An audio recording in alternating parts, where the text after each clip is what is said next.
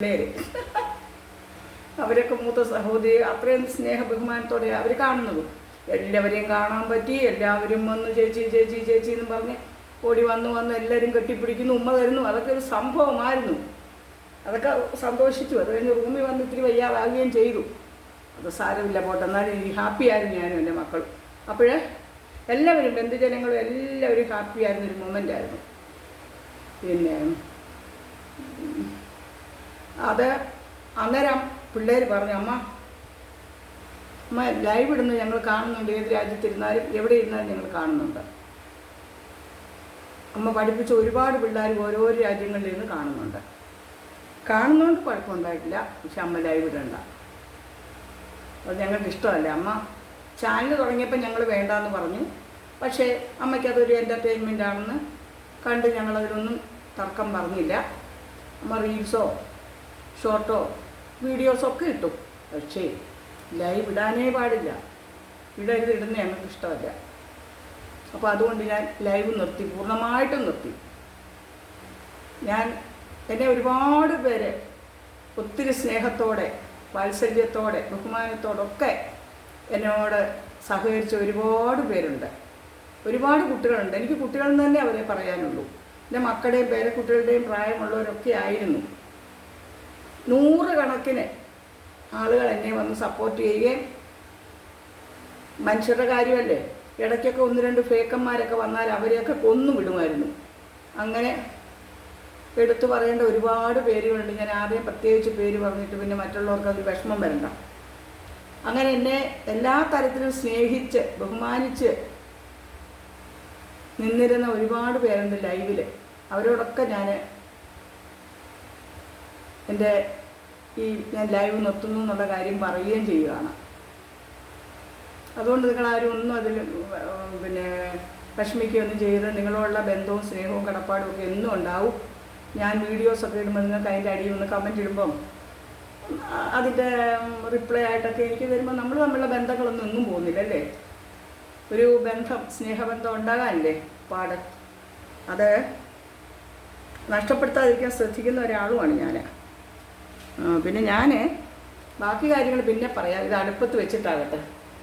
ഇത് നിങ്ങൾക്കൊക്കെ അറിയാം, കൊയ്യാവിൻ്റെ ഇലയാണ്, പേരയുടെ ഇല. ഈ പേരയുടെ ഇല, പേരയ്ക്കായുടെ ഡോക്ടറുടെ അഭിപ്രായം ഞാനൊരു ഷോർട്ടായിട്ട് ഇട്ടിട്ടുണ്ട്. അത് നിങ്ങൾ കാണണം. നമ്മൾ വിചാരിക്കുന്ന പോലെ അത്ര നിസ്സാരമൊന്നുമല്ല ഈ പേരയ്ക്കയും. അതും അധികം പഴുക്കാത്ത പേരയ്ക്ക, അതിൻ്റെ ഇല അപ്പോൾ അതിലും പരമാത്രേ. ഞാനിത് ചെയ്യാറുണ്ട്. എനിക്ക് ഷുഗർ കൂടുന്ന ദിവസങ്ങളിൽ ഇൻസുലിനൊക്കെ ഉണ്ടായിട്ടും അതിനെ അതിജീവിക്കാൻ വേണ്ടി ഞാൻ ഈ പേരയില കൊണ്ടുള്ള ചായ വെച്ചാണ് കുടിക്കുക. നമ്മുടെ മുറ്റത്ത് തന്നെ ഇത് ഇഷ്ടംപോലെ തളിര് പേരയിലയുണ്ട്. ഞാൻ 2-3 കുറച്ച് ഒരു 10-12 ഇല പൊട്ടിച്ചുകൊണ്ട് വന്നു. ഈ പായസമൊക്കെ കുടിച്ചതല്ലേ, പായസം 3-4 തരം ഉണ്ടായിരുന്നു. ആ പായസമൊക്കെ കുടിച്ചതല്ലേ, ഷുഗർ ഇത്തിരി കൂടിയിട്ടുണ്ട്. അപ്പോൾ മരുന്നുകളെല്ലാം ചെയ്ത് കൂടാതെ ഞാൻ ഈ പേരയിലിട്ട് വെള്ളം വയ്ക്കാൻ പോവുകയാണ്. നിങ്ങൾക്കൊക്കെ അറിയാമല്ലോ പേരയില ചായ. 2 ഗ്ലാസ് വെള്ളമെടുക്കുക. അതിനെ 2 ഗ്ലാസ് വേണ്ട, സത്യത്തിൽ കുറച്ച് താത്ത് വയ്ക്കട്ടെ.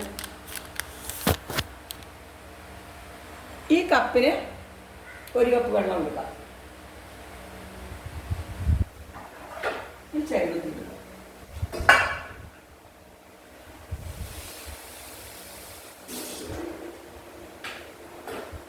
ഈ ചരുവത്തിൽ 1 കപ്പും 1/4 കപ്പും കൂടി ഒഴിക്കാം.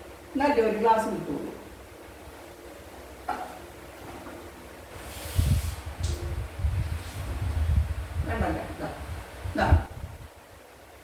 പിന്നെ നമ്മൾ ഇതിപ്പോൾ 1.25 കപ്പ് വെള്ളമുണ്ട് കേട്ടോ. ഇതിനെ നമ്മൾ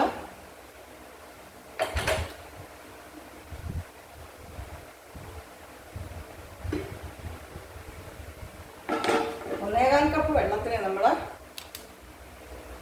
1 കപ്പാക്കാം. അപ്പം ഒരു 12 തളിര് കൊയ്യാവര ഇതിൽ ഇട്ടിട്ടുണ്ട്. ഇതിന് നല്ലോണം തിളച്ച് പറ്റി വരട്ടെ.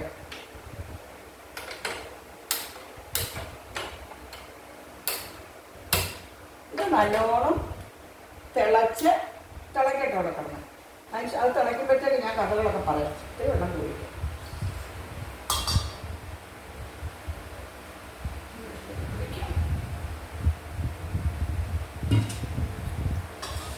അടുപ്പ് പാൻ കടന്നുകൊണ്ട് അത്ര നന്നായിട്ട് കത്തുകയല്ല കേട്ടോ.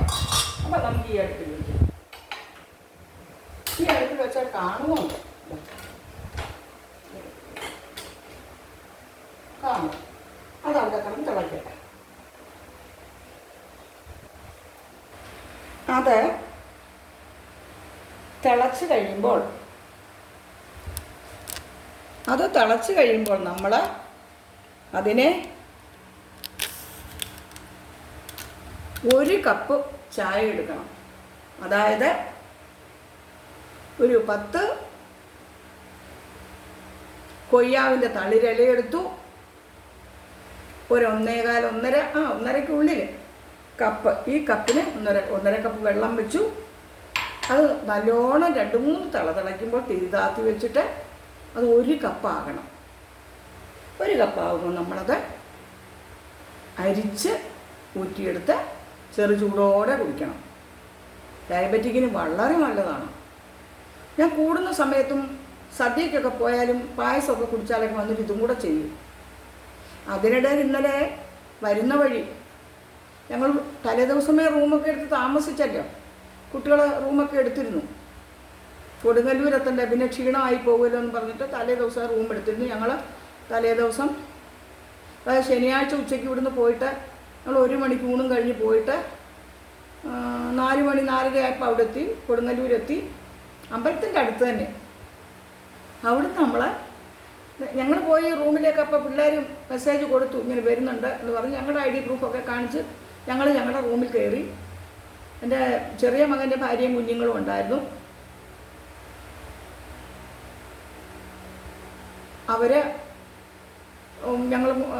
അവർക്കും വേറെ റൂം, ഞങ്ങൾക്ക് അച്ഛനും എനിക്കും ഒരു റൂമ്, പിള്ളേർക്ക് അവർക്ക് റൂം, 5 റൂം എടുത്തിരുന്നു. പിന്നെ അവരെല്ലാവരും ഒരു അരമണിക്കൂർ കഴിഞ്ഞ് മറ്റേ മക്കളെല്ലാവരും അവിടെ എത്തിച്ചേർന്നു. അത് ഞങ്ങൾ പിറ്റേ ദിവസം ഫംഗ്ഷനൊക്കെ കഴിഞ്ഞ്, ഗ്രാൻഡ് ഫംഗ്ഷനായിരുന്നു കേട്ടോ. ഫംഗ്ഷനൊക്കെ കഴിഞ്ഞ് ഞങ്ങൾ തിരിച്ച് റൂമിൽ വന്നിട്ട് ഡ്രസ്സൊക്കെ മാറ്റി ഞങ്ങൾ പോരാനായിട്ട് ഇറങ്ങുമ്പോൾ എനിക്ക് പെട്ടെന്ന് വയ്യാതായി. സോഡിയമൊക്കെ അങ്ങ് കുറഞ്ഞു. വല്ലാതെ ഛർദ്ദിച്ചു. സോഡിയം കുറഞ്ഞാൽ ഛർദ്ദിക്കും. അപ്പോൾ നാക്കൊക്കെ വരണ്ടു. അത്രയും നേരം ഹാപ്പിയായിട്ട് കല്യാണ സ്ഥലത്ത് വെച്ചൊന്നും ഉണ്ടായില്ല. എല്ലാം നിന്നിട്ട് പോരുന്നതിൻ്റെ ഒരു 10 മിനിറ്റ് മുമ്പ് ഡ്രസ്സൊക്കെ ചെയ്തിട്ട് പിന്നെയും മാഷ് ന്യൂസും കണ്ടുകൊണ്ടൊക്കെ ഇരുന്നു. ഇത്തിരി 10 മിനിറ്റ് കൂടെ കഴിയട്ടെന്നും പറഞ്ഞു. ക്ഷീണവും മാറട്ടെ എല്ലാവർക്കും ഒന്നും പറഞ്ഞിട്ട് ഇരുന്നു. അങ്ങനെ ഇരിക്കുന്നതിൻ്റെ ഇടയിൽ എനിക്ക് വയ്യാതായി. കുറേ അങ്ങോട്ട് ഛർദ്ദിച്ചു. പിന്നെ ഡ്രൈവറെ മെഡിക്കൽ ഷോപ്പിലേക്ക് വിട്ടു. സോഡിയത്തിൻ്റെ ഗുളിക എടുക്കാൻ മറന്നുപോയി. എടുത്തു വെച്ചു പേഴ്സിനകത്ത്, ബാഗിനകത്ത് അത് വെച്ചിട്ട് ഇപ്പോൾ ഇവിടെ വരുമ്പം ഡൈനിങ് ടേബിളിൽ തന്നെ ഇരിപ്പുണ്ട്. പിന്നെ ഹൈപ്പോനാട്ടെന്ന് പറയുന്ന ഗുളിക ഡോക്ടറുടെ പ്രിസ്ക്രിപ്ഷൻ ഇല്ലാതെ കൊടുക്കുകയില്ല. ഡ്രൈവർ ചെറുക്കൻ പയ്യൻ ഓടിപ്പോയിട്ട് മെഡിക്കൽ ഷോപ്പിൽ പോയപ്പോൾ അവർ കൊടുത്തില്ല പറഞ്ഞു. പിന്നെ മോള് വിളിച്ച് പറഞ്ഞു, എൻ്റെ ഡീറ്റെയിൽസൊക്കെ കൊടുത്തിട്ട് പറഞ്ഞു ഒരു ഡോക്ടറോട് പോയി. അപ്പോൾ അവിടെ പോയി പിള്ളേരാരും കൊണ്ട് പോയില്ല. കാരണം എന്ന് വെച്ചാൽ ഇവനെ ഡ്രൈവറെ വിട്ടതല്ലായിരുന്നു. അപ്പോൾ അവനോട് പറഞ്ഞു, എന്നാൽ അവിടെ അടുത്ത് തന്നെ ഒരു ക്ലിനിക്ക് ഉണ്ടായിരുന്നു. അവിടെ കയറി അവിടുത്തെ ഡോക്ടറെ കാണിച്ചപ്പോൾ അദ്ദേഹം ഇത് കൊടുത്തു, പ്രിസ്ക്രിപ്ഷൻ കൊടുത്തു കഴിഞ്ഞപ്പോൾ പോയി. പിന്നെ ഗുളിക മേടിക്കേണ്ടി വന്നില്ല. ഈ ഗുളികയ്ക്ക് ഭയങ്കര വിലയുമാണ്. 6 ഗുളിക ഒരു സ്ട്രിപ്പായിട്ടുള്ളതിന് ഭയങ്കര വിലയാണ്. അപ്പോൾ അവൻ ചോദിച്ചു വിളിച്ചിട്ട്, പറഞ്ഞു അവൻ്റെ അമ്മയ്ക്ക് ഇപ്പോൾ ബെറ്റർ ആയിട്ടുണ്ട്, നീ ഇനി പോരെന്ന് പറഞ്ഞു. അങ്ങനെ ഞങ്ങൾ അവിടുന്ന് പിന്നെ ഒരു 3/4 മണിക്കൂർ കൂടെ റെസ്റ്റ് എടുത്തു കഴിഞ്ഞ് പിള്ളേരെല്ലാം അങ്ങോട്ടും പോയി, ഞങ്ങൾ ഇങ്ങോട്ടും പോന്നു. പിന്നെ വഴി വെച്ചൊന്നും ഉണ്ടായില്ല. സുഖമായിട്ടിക്ക് പോന്നു. പിള്ളേർ വിളിച്ചുകൊണ്ടേയിരുന്നു. അങ്ങനെയൊക്കെ ഉള്ള സംഭവങ്ങളും ഉണ്ടായി. അപ്പം ഇന്നിപ്പം ഷുഗർ നോക്കുമ്പോൾ ഇത്തിരി കൂടുതലാണ്. പായസവും ഇവിടാണ് എന്തെങ്കിലും സിമ്പിളായിട്ടുള്ള ഭക്ഷണമൊക്കെ അല്ലേ. അവിടെ നല്ല നല്ല ഗ്രാൻഡ് ഭക്ഷണങ്ങൾ ഹോട്ടലിൽ നിന്നും ഒക്കെ കഴിച്ച് സദ്യ കൊണ്ട് പായസവും കുടിച്ച് നല്ല പരുവത്തിലായി. അപ്പോൾ അസുഖമുള്ള ആളാണെന്ന് വിചാരിക്കുകയല്ലേ ഞാൻ. എനിക്ക് നല്ല ഭക്ഷണമൊക്കെ കണ്ടാൽ ഞാൻ കഴിക്കും. പിള്ളേർ കാണാതെങ്കിലും കഴിക്കും. പിള്ളേരുടെ ഇടയിൽ കൂടെ അമ്മയെന്ന് വിളിക്കും. അമ്മേ അതെടുക്കണോ ഇതെടുക്കണോ എന്നൊക്കെ ചോദിക്കും. അങ്ങനെ വയ്യാഴിയൊന്നും കാര്യമായിട്ട് ബാധിക്കാതെ ഹോസ്പിറ്റലിൽ എത്താതെ അതിനിടയിൽ കൂടെ രണ്ടാമത്തെ മോൻ പറഞ്ഞു, അമ്മ നമുക്കിവിടെ ഹോസ്പിറ്റലിൽ അടുത്തുണ്ട്, ക്ലിനിക്ക് ഇവിടെ കണ്ടു, നമുക്ക് അമ്മ ഇത്ര ക്ഷീണിച്ചതല്ലേ ഛർദ്ദിച്ച്, നമുക്കൊരു ട്രിപ്പ് ഇട്ടിട്ടങ്ങ് പോയാലോ, ട്രിപ്പ് ഇട്ടിട്ട് ക്ഷീണം മാറ്റിയിട്ട് പോകാം എന്ന് പറഞ്ഞു. ഞാൻ സമ്മതിച്ചില്ല. കാരണം എന്താണെന്നോ കൂട്ടുകാരെ, എനിക്ക് വെയിൻ കിട്ടില്ല. 100 കുത്തു അപ്പോൾ എൻ്റെ ഇത്രയും നേരം അനുഭവിച്ച സന്തോഷം എല്ലാം പോകും. പേരക്കുട്ടികളെല്ലാം കണ്ടു. പേരക്കുട്ടികളെ എൻ്റെ 2 പേരക്കുട്ടികൾ SSLCക്ക് ഉണ്ടായിരുന്നു. 2 പേരും നല്ല മാർക്കോടുകൂടി പാസ്സായി. ആ സന്തോഷവും നിങ്ങളോട് ഞാൻ പങ്കുവയ്ക്കുന്നു. എല്ലാം നമുക്ക് നല്ല കാര്യങ്ങൾ കേൾക്കുന്നതൊക്കെ സന്തോഷമല്ലേ അല്ലേ? പറയുന്നതും സന്തോഷമാണ്, കേൾക്കുന്നതും സന്തോഷമാണ്. മറ്റുള്ളവർക്ക് കേൾക്കുമ്പോൾ സന്തോഷം ഉണ്ടാകുന്നതും നമ്മൾക്ക് പറയുമ്പോൾ സന്തോഷം ഉണ്ടാകുന്നതൊക്കെ നമുക്ക് പങ്കുവയ്ക്കാതെ അല്ലേ? നിങ്ങളുടെയൊക്കെ പേരക്കുട്ടികളൊക്കെ പരീക്ഷ എഴുതിയിരുന്നു, നല്ല മാർക്ക് മേടിച്ചെന്ന് വിശ്വസിക്കുന്നു.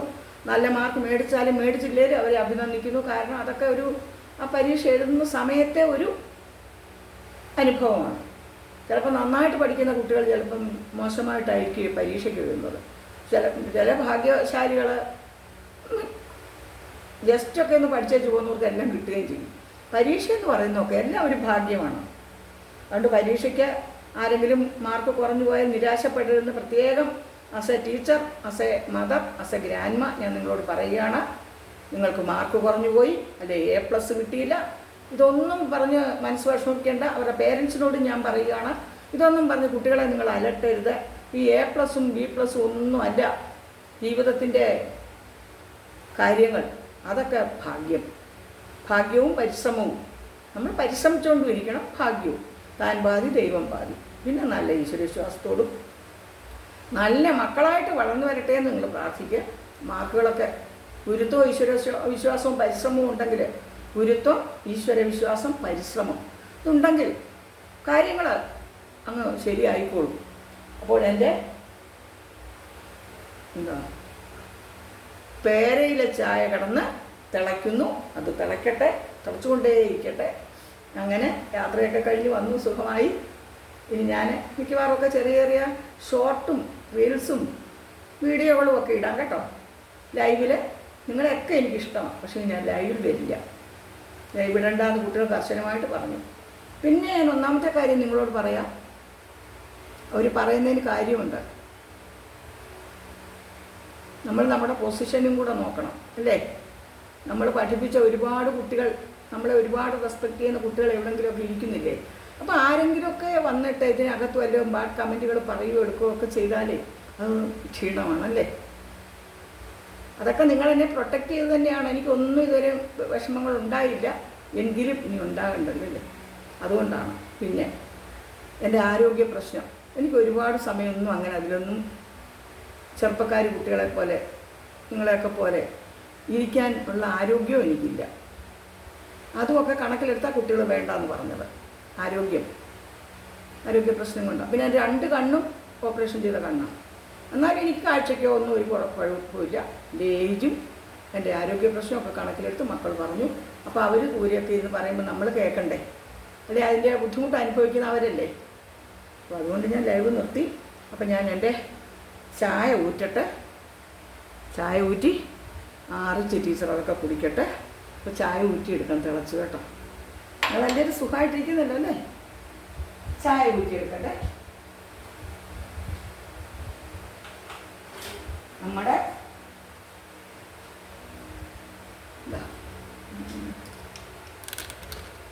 കൊയ്യാവിൻ്റെ ഇലയുടെ ചായ. നല്ല നിറം വെച്ചു, നല്ല നിറം അതിനിപ്പോൾ. കൊയ്യാവിലെ ചായ ഊറ്റിയെടുക്കട്ടെ.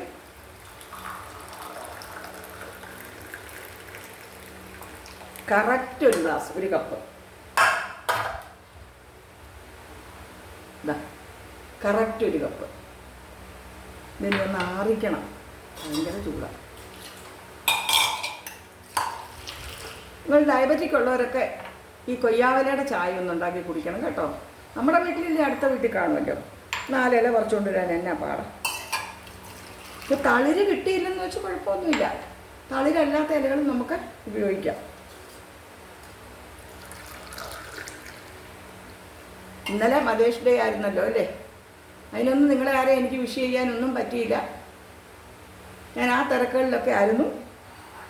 പിന്നെ അവിടെ വെച്ച് ഓരോരുത്തരും വന്ന് തന്നെ ചേച്ചി മദേഴ്സ് ഡേ എന്ന് പറഞ്ഞൊക്കെ കൈ പിടിച്ചപ്പോഴാണ് എനിക്ക് ഓർമ്മ തന്നെ വന്നത്. അപ്പം മദേഴ്സ് ഡേയിൽ എൻ്റെ മക്കളും ഒക്കെ എൻ്റെ അടുത്ത് തന്നെ ഉണ്ടായിരുന്നു. അതെനിക്കൊരു സന്തോഷമായി. ചൂട് ഇതിന് അരുചിയൊന്നുമില്ല, നല്ലതാണ്. ഡയബറ്റിക്കിനെ റെഡ്യൂസ് ചെയ്യാൻ ഇത് ബെസ്റ്റാണ്.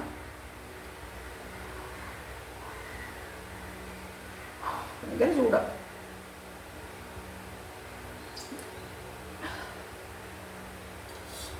അത് കറക്റ്റ് 1 ഗ്ലാസ് ആക്കണം കേട്ടോ. ഒരു 10 ഇല എടുത്തിട്ട് 1.5 ഗ്ലാസ് വെള്ളം വെച്ച് അത് ഇതതിൻ്റെ നിറങ്ങണ്ട 1 ഗ്ലാസ് ആക്കണം. എന്നിട്ട് നമ്മൾ കുടിക്കണം. അപ്പോൾ ഇന്ന് എൻ്റെ ഇങ്ങനെയുള്ള വിവരങ്ങളൊക്കെ, എൻ്റെ വിശേഷങ്ങളൊക്കെ പങ്കുവയ്ക്കാൻ വേണ്ടിയാണ് ഇത്രയും നാൾ എന്നെ സ്നേഹിച്ച നിങ്ങളോട് ഞാൻ ഒരു കുഞ്ഞു വീഡിയോ ഇടുന്നത്. ഈ വീഡിയോ നിങ്ങൾക്കൊക്കെ ഇഷ്ടമായാൽ ലൈക്കും കമൻറ്റും ഒക്കെ ചെയ്യണം, സപ്പോർട്ട് ചെയ്യണം. ഞാൻ എത്ര നാളൊക്കെ വീഡിയോ ഇടുന്നൊന്നും എനിക്ക് അറിഞ്ഞുകൂടാ. പറ്റുന്നിടത്തോളം കാലമൊക്കെ ഇങ്ങനെ ചാനലിൽ ഇങ്ങനെ അങ്ങോട്ടും ഇങ്ങോട്ടൊക്കെ ആയിട്ട് നിൽക്കാം അല്ലേ. തീരെയും നമ്മളങ്ങ് നിർത്തിപ്പോയാലും, പ്രത്യേകിച്ച് പ്രായമായവർ വെറുതെ ഒരു മൂലയ്ക്ക് കയറി ഇരുന്നാൽ നമ്മൾ ഡള്ളായിപ്പോവും. ഈ ചാനലുകളൊക്കെ തുടങ്ങിയിരിക്കുന്നവർക്കെന്ന് പറഞ്ഞാൽ പ്രായമുള്ളവർക്ക് നാളെ എന്തെന്നുള്ള ചിന്ത കണ്ട് നമ്മൾ ഓരോ കണ്ടൻറ്റ് ഉണ്ടാക്കുന്നതിനും കണ്ടൻറ്റ് തപ്പിപ്പിടിക്കുന്നതിനും അതിനെക്കുറിച്ച് ശ്രദ്ധിക്കുന്നതിനും അപ്പോഴൊക്കെ നമ്മുടെ മെമ്മറി പവറൊക്കെ തകരാറില്ലാതെ നിൽക്കും. അല്ലാതെ പിന്നെ നമ്മൾ വെറുതെ ഒരു മൂലയ്ക്കായിപ്പോവും. അതുകൊണ്ട് നിങ്ങൾ പ്രായമായവർ ഒരു മൂലയ്ക്കൊന്നും കൂടിയിരിക്കരുത്. എന്ത് അസുഖം ഉണ്ടെങ്കിലും നമ്മൾ സജീവമായിട്ട് ഓരോരോ കാര്യങ്ങൾ ചെയ്യണം. അലസത വെടിഞ്ഞ് കാര്യങ്ങൾ ചെയ്യണം. എപ്പോഴും പോസിറ്റീവായിട്ട് ചിന്തിക്കുക. ബി പോസിറ്റീവ്, ബി ബോൾഡ് എന്ന് നിങ്ങളെ ഓർമ്മപ്പെടുത്തുകയാണ്. എല്ലാവർക്കും ഒരു നല്ല സായാഹ്നം ആശംസിച്ചുകൊണ്ട് നിങ്ങളുടെ സരസ്വതി ടീച്ചർ.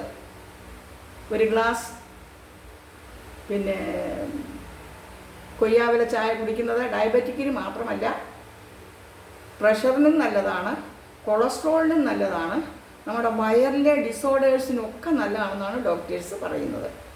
അതുകൊണ്ട് നിങ്ങളെല്ലാവരും വല്ലപ്പോഴൊക്കെ ഇങ്ങനെയുള്ള ചായകൾ കുടിക്കണം കേട്ടോ. Thank you so much. Teacher ഈ വീഡിയോ ഇവിടെ വൈൻഡപ്പ് ചെയ്യട്ടെ. എല്ലാവർക്കും സുഖവും സമാധാനവും പ്രതീക്ഷിച്ചുകൊണ്ട് നിങ്ങളുടെ സരസ്വതി ടീച്ചർ, സരസ്വതി സരയു. ലോകാ സമസ്ത സുഖിനോ ഭവന്തു. Thank you so much.